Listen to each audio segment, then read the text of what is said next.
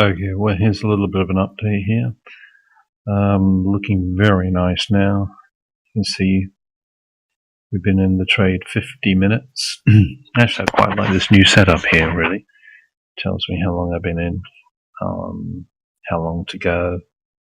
So it's 50 minutes been in the trade, and certainly on the right side of this trade.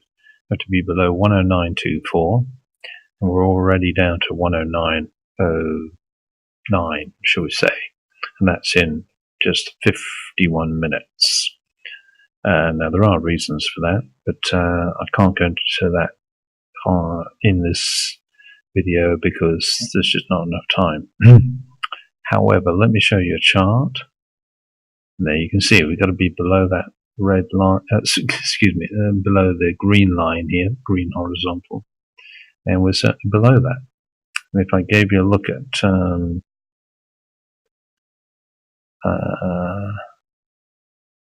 that's not good. Hold on. Here we go. So this is a real account with nothing in it at the moment, but it is real. And it's very good for the price, the charts. I love the charts on this. So you can see the white horizontal here.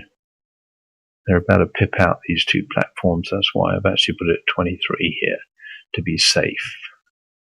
But this is looking very promising. So not in the 5 minutes, it's like that. So the fact that we've been in about 50 odd minutes, and we're certainly on the right side of it. Looking at the hourly, we're going into the second serious hour of London trading. Although I don't really like the London Open, but it's looking good, and I'll keep you updated regarding the success of the trade. And that's obviously we've got a long while, long time to go. In fact, we've still got 22 hours and 6 minutes.